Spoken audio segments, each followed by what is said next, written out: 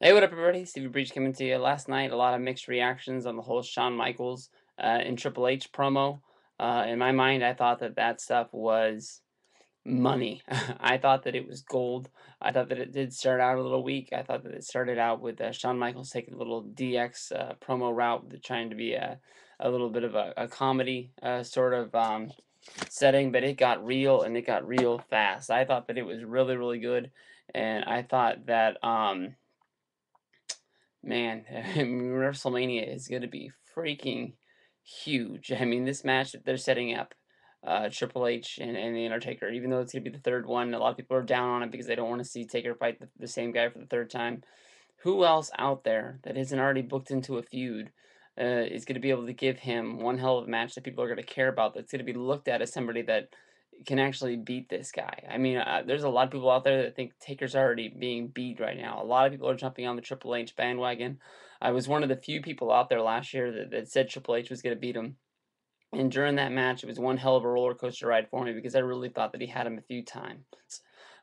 There are a lot of people out there that I don't think are being all that smart about this. A lot of people out there are throwing, Shawn Michaels into this because he's being involved in this storyline and how he's involved in it with the losses at WrestleMania 25 and 26, and the one storyline that never got really got brought up until the week of Mania was why was Triple H trying to go out and do something that Shawn Michaels couldn't do? You know, Shawn Michaels sort of looked down on him the Monday Night Raw before WrestleMania last year, saying, why are you trying to do what I couldn't do?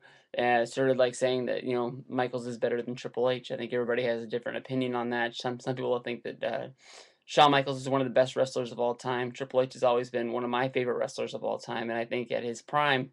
Um, I honestly think that that he would kick the shit out of Shawn Michaels. That's just my opinion with their styles of wrestling. I think that Shawn, being a great worker inside of the ring, I think that in I guess fantasy booking ways, I think Triple H would have done whatever he had to do to make sure that he beat him. They did have a history of matches throughout their career, and I mean, all of them are great. Even their last match that they had that most people don't remember, the tribute for the troops. I can't remember what year it was. I think that was the last time they were in the ring together as opponents, because after that they reformed DX, and I don't think they ever turned on each other. Except for when they had the triple threat match against John Cena. A lot of people have different opinions on that. I love that match. A lot of people hate that match. Um, but some people out there actually think that Michaels is actually coming back for this match to make this a triple threat, to see who can beat the Undertaker. Just trying to add fuel to the fire, make it a bigger WrestleMania. Shawn might be involved in this storyline somehow. No way in the hell he's getting in the ring. His career is over. It's done. It's signed. It's sealed. Yes, people have come back like Hulk Hogan and others, being Hall of Famers and have matches after their Hall of Fame days, after they've been inducted and all that. But I don't see Shawn doing this. Especially this soon. I mean, Shawn might want to show his kids one day that he still has it later on down the road. A lot of guys tend to do that later on in their career. After they've been retired, they want to show their younger kids, what they used to do and everything like that. But I don't think there's any amount of money in the world that Vince could throw at Shawn to make him get in the ring. Like he said, he's at peace with his career. Um, he did everything in the world that he needed to do. Now he just stays at home. He's a father. He's a husband. He sells total fitness gyms. He goes hunting and he makes his TV shows. He makes his sporadic Raw appearances. That's all he really needs to do. I mean, he's done everything else in the world, and he just likes staying at home, and that's it. I mean, like I said, I don't think there's any amount of money in the world that can make him come back. So the storyline that I see this going down is I see Triple H keep saying that he's not going to fight him and he's not going to fight him. And yesterday there's that rumor that Shawn was booked for a Raw in a couple weeks, and that was another reason why people thought that he was actually going to be jumping into this match. But what I honestly see happening is that they're going to reuse a storyline that Undertaker and Ric Flair had, where Flair kept on saying he wasn't going to fight him, he wasn't going to fight him, he wasn't going to fight him. His career was over, that he was now. Actually, this is the same damn storyline now that I think about it, because he was the president of WB, he was a shareholder and all that jazz, and he wouldn't fight him because he didn't want to give up his stuff. And so, basically Taker beat the shit out of Arn Anderson, and then Taker went to wherever they were, Ohio Valley, and beat the hell out of David Flair, and that was awesome. I mean, he really beat the shit out of David, and it made you feel bad, and that was when Flair lost it and said he'd fight him at WrestleMania. I think that's what's gonna happen. I think that Michaels is gonna be that sacrificial lamb. I think that there is gonna be a day when I don't know if we're actually gonna see a fight between them two, or I think Taker's just gonna lay him out, and you're just gonna see Michaels laying in the back, and you're gonna have to put the pieces together that Undertaker did it. Maybe it'll be like when back when the DX and the Corporation days, when Shawn was thrown through the shoot, what's it called? The windshield of the car. I don't think many people remember that. That was the writing off of Shawn Michaels.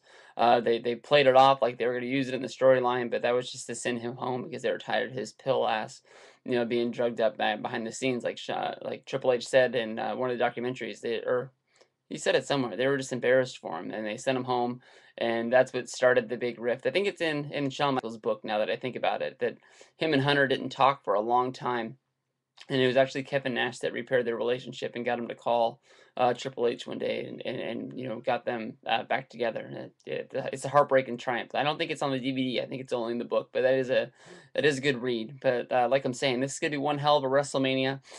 This will probably be the closer. Not that Triple H needs it to finish him, but I think Undertaker is in this spot and for a reason that he needs to be closing out the WrestleMania. Last year he had the best WrestleMania match. For the last few years he's been having the best WrestleMania match.